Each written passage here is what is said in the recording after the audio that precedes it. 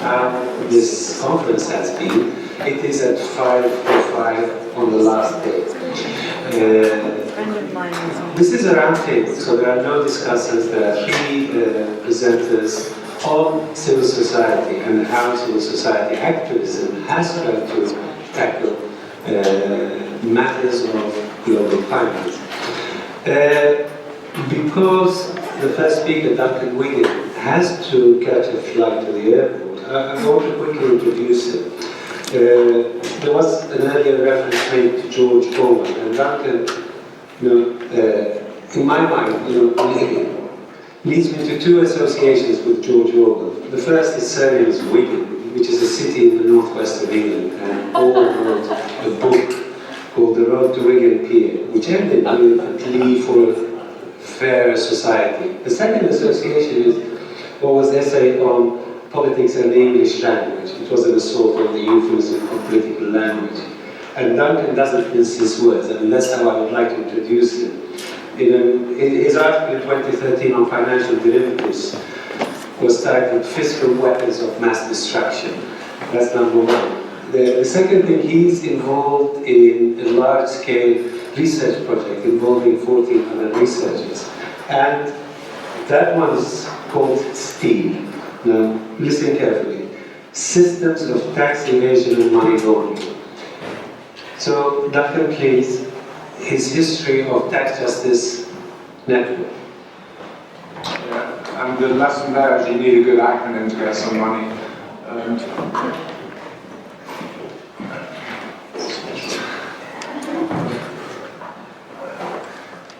Okay. When I was leaving home, when I was leaving home, my wife said, "What are you doing?" And I said, "I'm going to do some research on issue emergence in transnational activist networks." And she said, "Oh, what are you going to talk about?" And I said, "Oh, I'm going to talk about NGOs." And as I walked out the door, she says, "Come on," she's a lovely Scottish lady. She said, "Did it teach your granny to suck eggs?" So I left rather deflated, and I'm still nervous. I was thinking of calling it this, but we had an alternative title. I'm working with my colleague and friend Andy Seabrook on this, and we're calling it Getting Action on Global Tax Justice. And what we think is really important here is the role of professionals and the role of identity switching, particularly when economic justice issues are very, very complex and multidisciplinary. So I'll try and rush through this for you. Okay, what's interesting, I'm going to speak about TGN. I've been sort of following them off and on like a bit of a groupie since 2003. And what's interesting about TGN in their 10, nearly 11 years now is the amount of influence they've had on global tax policy.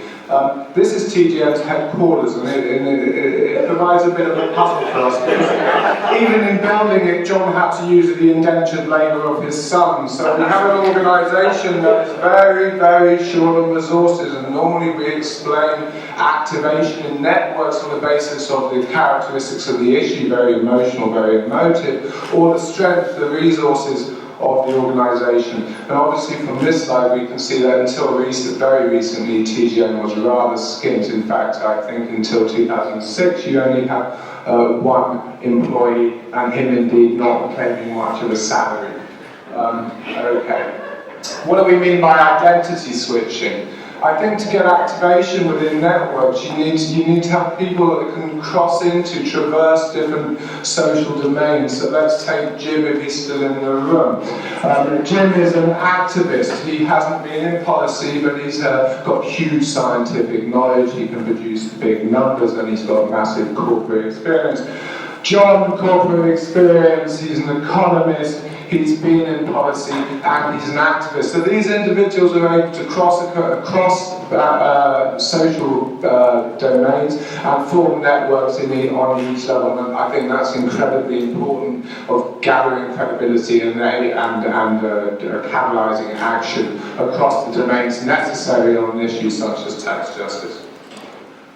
Okay, so the kind of framework we're using is this idea that you draw authority and credibility in one domain and you take it into another domain where you catalyze action. I have four tactics. I mean, there are many more, I'm sure, that I want to talk about today. The first one is berserking. We take these from interviews. Berserking comes from the Old Norse. They used to have the royal guard used to be sent out in times of battle to disturb, agitate, confront as shock troops. And I think we got a little bit of example from John earlier about what that might involve. Narrating. You need to have scientific expertise. You need to be able to tell subversive stories which are actionable and credible to get activation in policy and activist domains. Cornering is the most sneaky one, and I'll come back to that in a second because I'm going to try and rush through a bit, but you'll get a nice example of it. And templating is actually providing solutions to specific problems and relies, again, on scientific expertise and activation across the other three domains. Okay, the first one is beautiful bird. The first thing that TGN do, they're a very, very small, loose organisation, if they're really an organisation at all. I think they're a form of organising rather than an organisation. But a peacock is a very small bird, but it has a mechanism of looking very, very big. And I'll give you an example of this.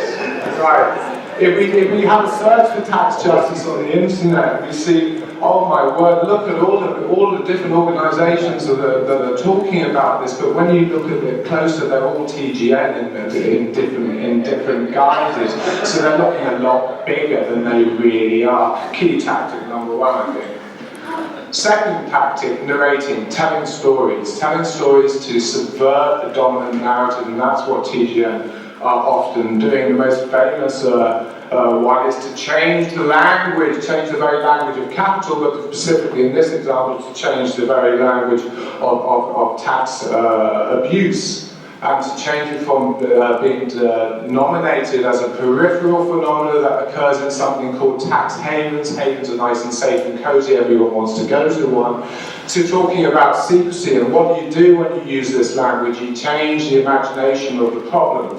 Who is number 6 here, the USA? We don't normally call the USA a tax haven. There's Germany, that was annoying, yeah? But we changed the whole metric and we point to the problem as being a systemic issue, and we also point to the specificity of the problem in terms of secrecy, as another presenter noted earlier. Okay, the other example of narration I'm going to use, and there are other ones, the 1 trillion that Mette uses to convince Europe that we need policy change.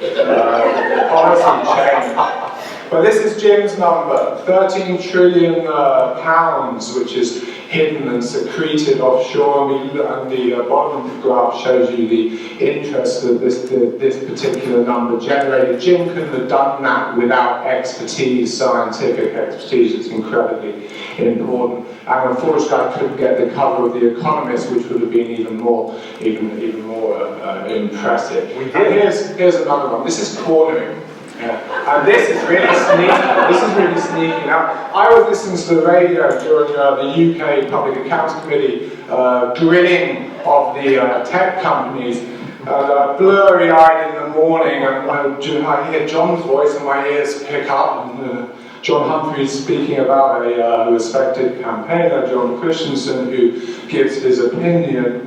And then John Humphreys turns to the next interviewee, and it's a professor of accounting from Essex University, who somehow arrives at the very, very same opinion. And then the third interviewee, just to make sure we've got full balance here, the third interviewee is Sol Picciotto, and he is a professor of law emeritus at the Anati Institute in Spain. John Humphreys wrapped it all up. We've got one story, and that is what cornering is. A very, very useful tactic, I think. The last tactic, and obviously a really important important one at the moment is providing solutions to complex problems. And Richard Murphy drafted the country-by-country reporting standard in 2003. In 10 short years, it's the object of global policy discourse, and it's a possible reality, and it's a reality in partial form in the US and Europe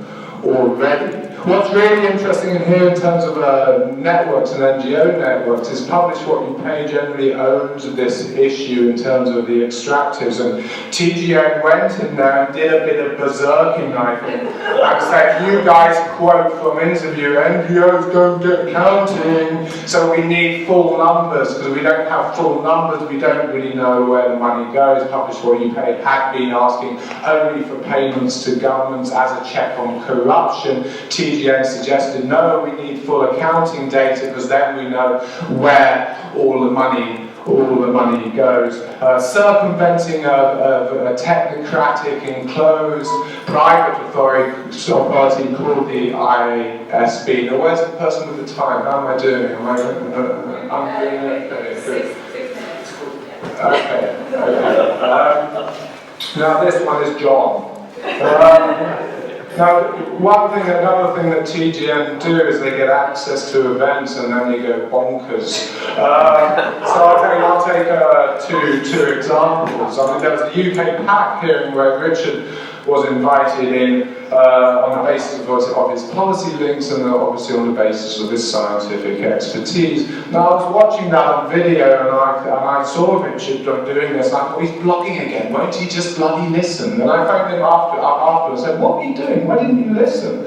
And he said, no, I was listening very carefully and I was sending questions to Margaret Hodge, who was the chair of the meeting. Another example which John has given us is at Chatham House in a meeting on CSR. I invited there John, the ex-chief economic advisors of Jersey, and indeed a provider of these odious services at one point in his life. And at the end of the meeting, and dressed very smartly, even nicer than he was today, John stands up and starts shouting, "You've got to think about poor people!" And I think that's incredibly, I think it's important. I also wonder what lessons we can draw from this when we see a new issue emerging in an attempt to graft an attempt to graft the tax issue onto another area, and I think the answer has been provided in this conference, and I see plenty of people that can perhaps play the very same roles. Maybe I need to stand back.